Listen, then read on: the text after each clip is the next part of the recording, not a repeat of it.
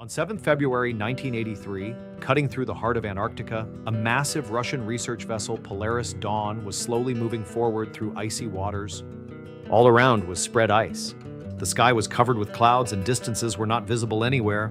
On the ship were 13 scientists, the world's selected best minds. With them were two loyal shepherd dogs, Arctic and Luna.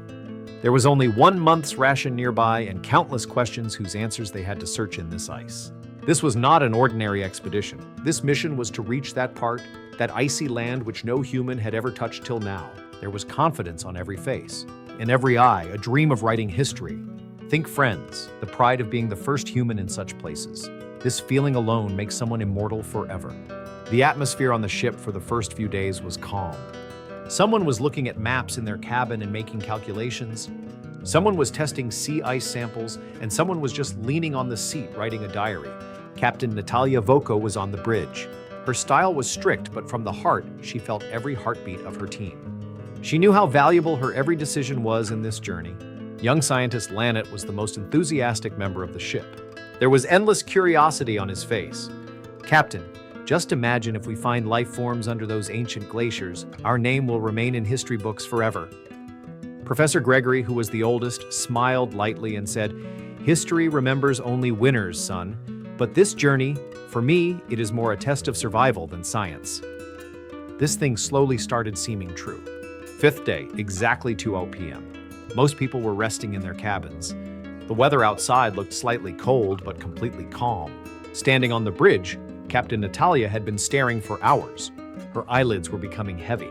She thought just one nap, just for a moment. And at that very moment, boom! A strong shock hit.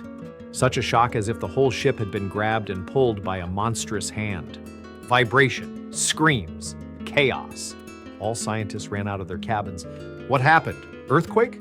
Did we hit an iceberg?" Captain immediately ordered. "Engine full ahead, reverse, try." But the surprising thing was the ship was not moving at all. As if some hidden force had gripped it, the team immediately sent members outside to check.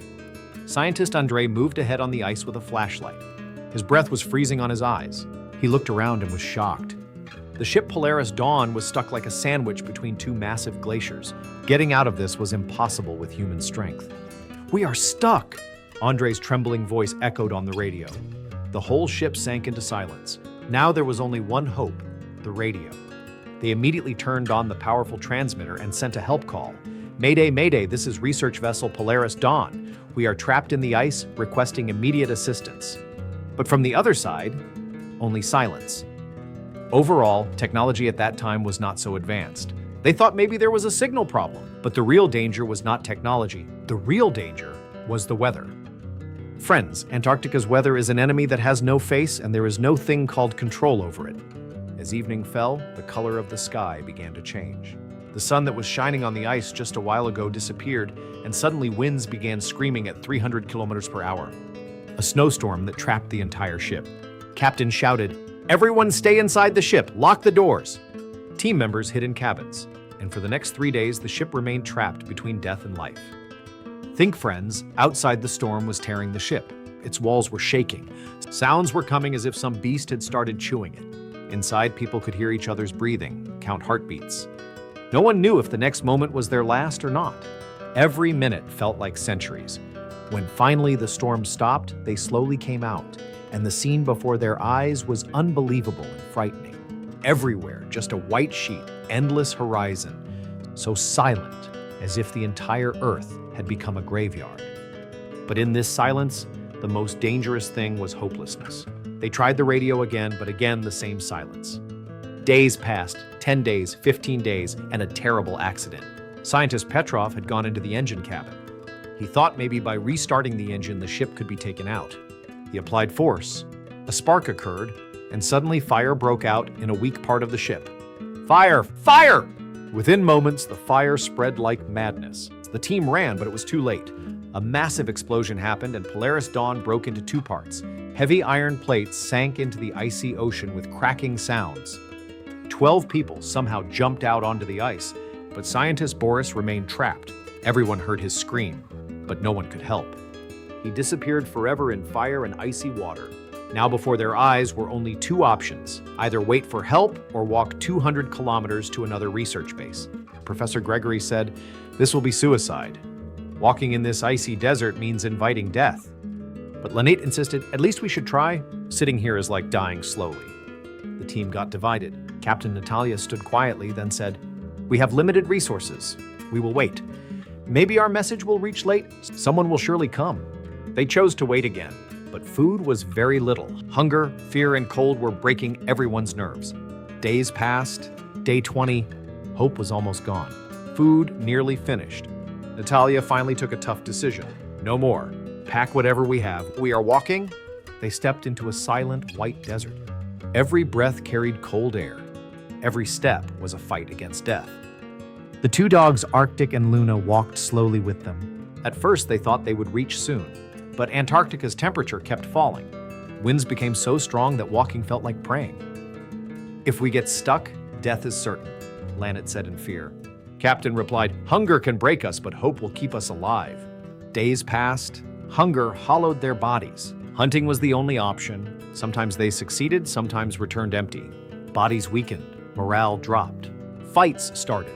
Hunger, cold, uncertainty, everything together was destroying them. Mental pressure was as dangerous as the storm outside. Day 28, a big loss. Arctic died. Some said, "Well, should we eat him?" Others refused. They decided humanity is above hunger. They buried Arctic. Day 35, first human death. Ivan died due to frostbite. Silence deepened. Then a small hope. They hunted a seal. Food for 10 days. A small victory. But the real struggle continued. Hallucinations began. They saw a distant light, but it was illusion. A storm tore their tent. Medicines were lost. Then came a polar bear. Luna fought bravely. They scared it away with a flare gun. But Luna died, Pavel got injured, and later died of infection. Now the only way to survive was Luna's body. With heavy hearts, they ate her. Then came the worst, 6 months of darkness. No sunlight, complete blackness. People got lost. More deaths. Madness spread. Elena went into a storm and died. Others followed. Day 300. Only 3 members remained. Broken bodies, broken minds.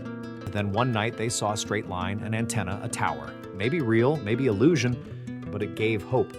"Now we will survive," they said. They moved forward with their last strength. Every step a battle, every breath a fight. Finally, they reached the research center. Captain Natalia cried like a child on seeing 2 workers. They were taken inside. Treatment started. Bodies were broken, minds damaged forever. Months later, when they came before media, their faces showed the pain of 300 days.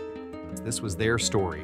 13 people went to make history and became history themselves. Friends, this story is not just about storms and death. It is about humanity, courage, and hope. When everything breaks, still do not give up. If this story touched your heart, please like the video and subscribe to the channel. Tell in comments which moment touched you most. Remember, no matter how difficult life becomes, if hope remains, even difficulties create a path. We will meet again with another story. Till then, take care and live a story that gives courage to others. Thank you.